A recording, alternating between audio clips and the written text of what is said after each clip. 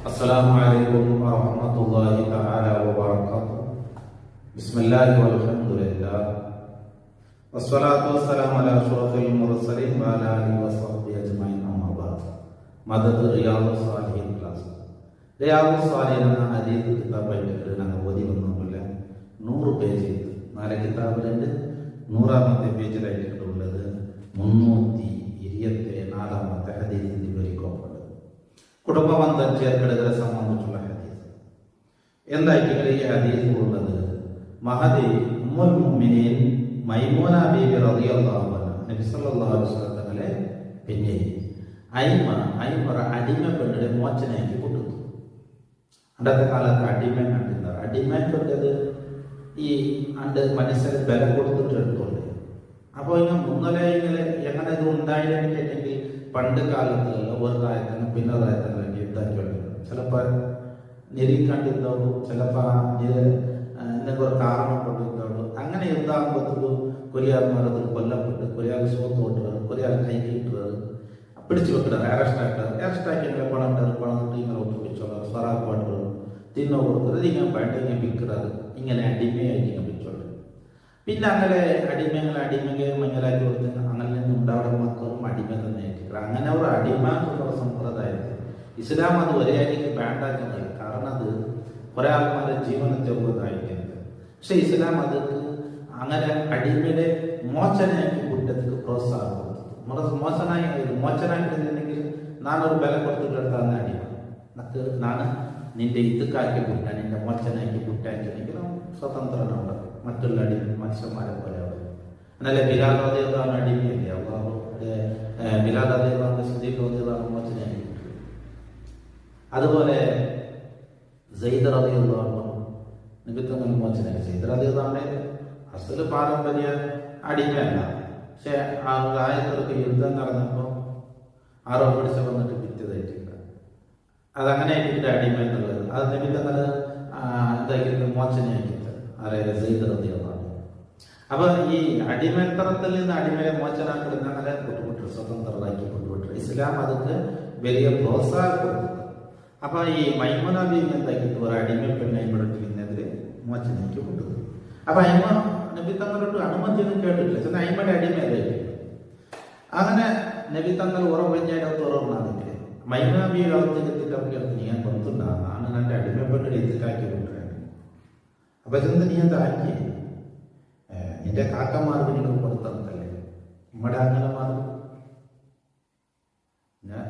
അവനിക്ക് കുടുംബബന്ധം ചേർത്ത് സദക്കയാക്കി വിളിക്കിട്ടല്ലേ. കാരണം അത് അവിടെ അങ്ങക്ക് ആ ആവശ്യം എന്തായിരിക്കും, അങ്ങനത്തെ കഷ്ടത്തിൽ അങ്ങനത്തെ ആവശ്യം ആയിട്ട് അതുകൊണ്ടായിട്ട് കാണിച്ചത്. അപ്പൊ എന്തുവന്നെങ്കിൽ അവിടെ അത് ഇതുക്കാക്കിയതിനേക്കാളും എനിക്കത്തിൽ യാറെ പോലും കിട്ടുന്ന ഒന്ന് അങ്ങ് അടിമ ആവശ്യം ഇട്ടായിരിക്കും. അല്ലാതെ ഈ ഇവിടെ കുടുംബബന്ധം ചേർക്കുക, കുടുംബത്തിന് സദക്ക ചെയ്യുക എന്ന് കൂലി കിട്ടുന്നത് അത് തെറ്റിട്ടല്ല ചൊല്ലുന്നത്. എനിക്ക് കൂലിയില്ലാണ്ട് ചൊന്നതുമല്ല. ചിലതങ്ങനല്ല, ചില സന്ദർഭം അനുസരിച്ചിട്ട് ചിലർക്ക് പ്രതിഫലയാറുണ്ടല്ലോ.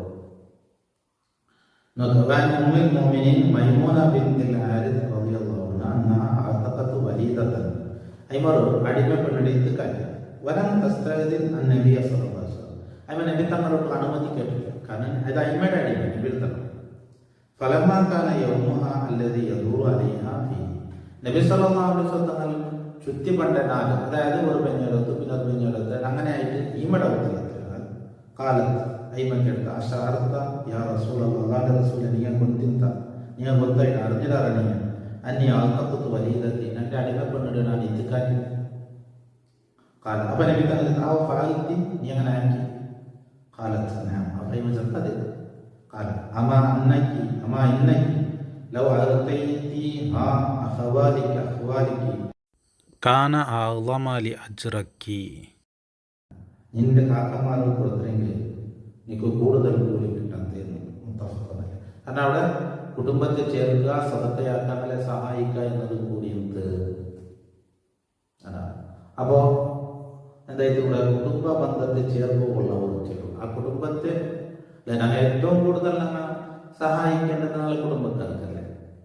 അപ്പൊ റസൂലുള്ളാഹി സ്വല്ലല്ലാഹു അലൈഹി വസല്ലം അത് ചുമന്നു. ഇനി 325 ഹദീസ് ആര് അത് സിദ്ദീഖ് റളിയല്ലാഹു അൻഹു അസ്മാ ബീവി ചൊല്ലി.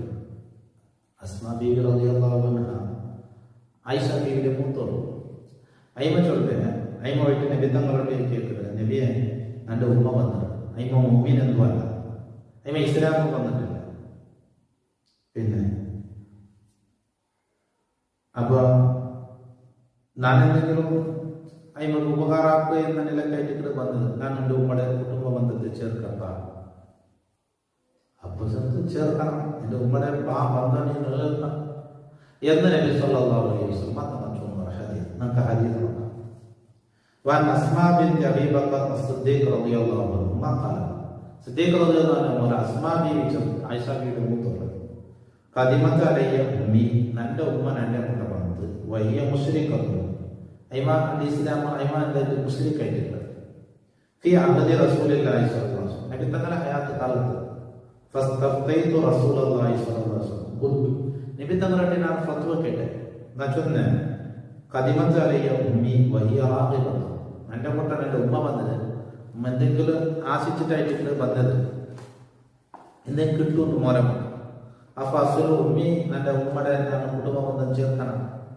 കാലപ്പ നബി തന്നെ ഉമ്മക്കി നിന്റെ ഉമ്മയുടെ നീ ചേർത്ത് മുത്തഫഖായി.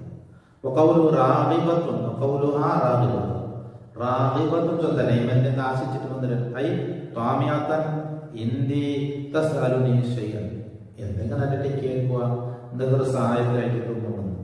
കീലക്കാനത്ത് ഉമ്മ മിനൻ നസബ്, അത് കുടുംബ ബന്ധത്തിലുള്ള ഉമ്മ എന്ന അഭിപ്രായമാണ്, പെറ്റ ഉമ്മ എന്നത്. വക്കീല മിനർ റളാ, അല്ല മലക്കുടി ബന്ധത്തിലൂടെ കൂടെയുള്ള ഉമ്മ എന്നും വല്ല സഹീഹ് അല്ല ആദ്യത്തെ സഹീഹ്. അതായത് അണ്ട് നബി തങ്ങൾ ഇപ്പോ മലക്കുടി ബന്ധം നബി തങ്ങൾ മലപ്പെടുത്തുള്ള അലിമ ബീവിയുണ്ട്, അലിമ ബീവി നബിക്ക് മലപ്പെടുത്തും. അപ്പൊ ആ ബന്ധം ഏത് കുട്ടും അലിമ ബീവി നബിയുടെ ഉമ്മായിരിക്കും, മലക്കുടി ബന്ധത്തിലുള്ള ഉമ്മ. ആമിന ബീവി നബിയുടെ പെത്ത്, അത് നസബയിലുള്ള പെത്ത ഉമ്മ. അപ്പൊ അണ്ട് ഈ മലക്കുടുംബ പേരായി പിന്നെ ഏൽപ്പിക്കൽ എന്നുള്ള സമ്പ്രദായം. അപ്പൊ ഈ ഉമ്മാറ്റുള്ളത് പെറ്റ ഉമ്മ അല്ല മലക്കുടി ബന്ധ ഉമ്മ എന്നുള്ളൊരു അഭിപ്രായമുണ്ട്. അതിൽ ഉമ്മ പെറ്റ ഉമ്മ തന്നെയായിട്ടുള്ള അഭിപ്രായമായിട്ടുള്ള സഹീഹ് എന്ന് ചോദിക്കും. അപ്പൊ ഏതായാലും രണ്ടും ഉമ്മമാരില്ല, നമുക്ക് ആ ഉമ്മ എന്നുള്ള സ്ഥാനമുണ്ട്. അപ്പൊ റസൂലുള്ളാഹി സ്വല്ലല്ലാഹു അലൈഹി വസല്ലം അവിടെ കുടുംബ ബന്ധത്തിൽ ചേർത്ത് പോകാനായി ചോദിക്കും. ഇൻഷാ അല്ലാഹ് അടുത്ത ഹദീസിൽ നമുക്ക് പിന്നത്തെ ക്ലാസ്സിൽ കാതുകൊടുക്കാം. അല്ലാഹു എല്ലാവർക്കും ഖൈർ പ്രദാനം ചെയ്യട്ടെ. ദുആ വസിയത്തോടെ അസ്സലാമു അലൈക്കും വറഹ്മത്തുള്ളാഹി തആല വബറകാതുഹു.